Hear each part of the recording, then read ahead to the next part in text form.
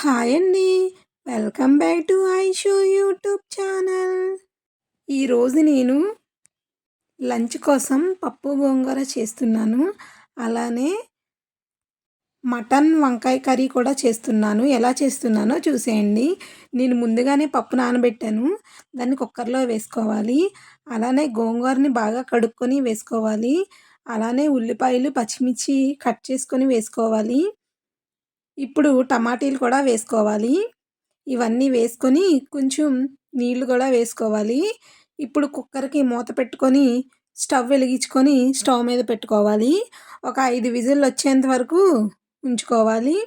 తర్వాత మటన్‌ని బాగా కడుక్కొని ఉప్పు, పసుపు వేసుకొని కొంచెం నీళ్లు కూడా వేసుకోవాలి. ఇది బాగా కలుపుకొని స్టవ్ మీద 5 విజిల్లు వచ్చేంత వరకు పెట్టుకోవాలి.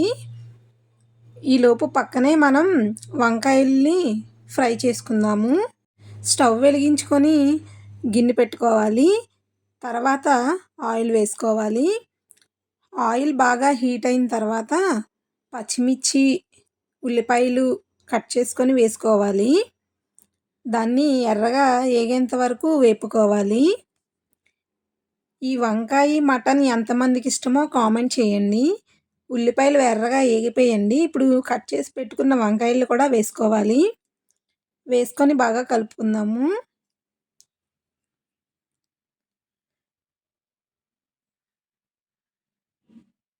ఇప్పుడు కొంచెం పసుపు వేసుకోవాలి. అలానే సాల్ట్ కూడా వేసుకొని బాగా కలుపుకోవాలి. కొంచెం మగ్గించుకోవాలి. ఇప్పుడు పప్పు గోంగూర ఉడికిపోయిందండి. విజిల్లు వచ్చేసాయి. పసుపు, సాల్ట్ వేసుకొని బాగా మెదుపుకోవాలి. ఆకంతా మెత్తగా అయిపోవాలి.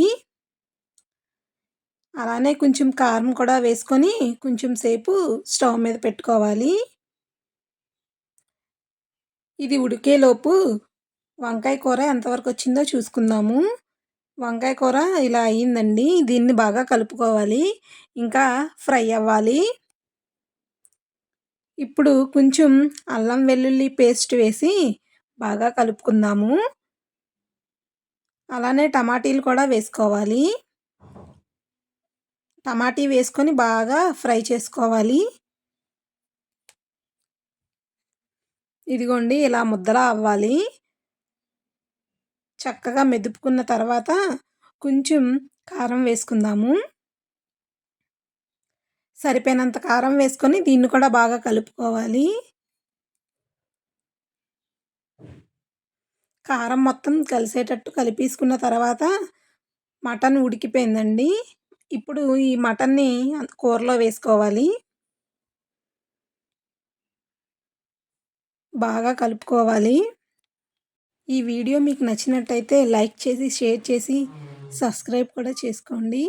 ఇలాంటి వీడియోస్ మీకు ఇంకా వస్తూనే ఉంటాయి. ఇప్పుడు దీన్ని మూత పెట్టుకొని కొంచెం సేపు మగ్గించుకుందాము. పప్పు, గోంగూర కూడా దగ్గరగా ఉడికిపోయిందండి. దీన్ని ఒక గిన్నెలోకి తీసుకొని కొంచెం కొత్తిమీర వేసుకొని కలుపుకుందాము. ఇప్పుడు దీనికి పోపు వేసుకోవాలి. గిన్నెలోకి తీసేసుకున్న తర్వాత కుక్కర్‌ని స్టవ్ మీద పెట్టుకొని ఆయిల్ వేసుకోవాలి. ఆయిల్ వేసుకున్న తర్వాత పోపులు కొంచెం వేసుకోవాలి. అలానే ఎండుమిరపకాయలు, వెల్లుల్లిపాయలు కూడా వేసుకొని బాగా ఫ్రై చేసుకోవాలి.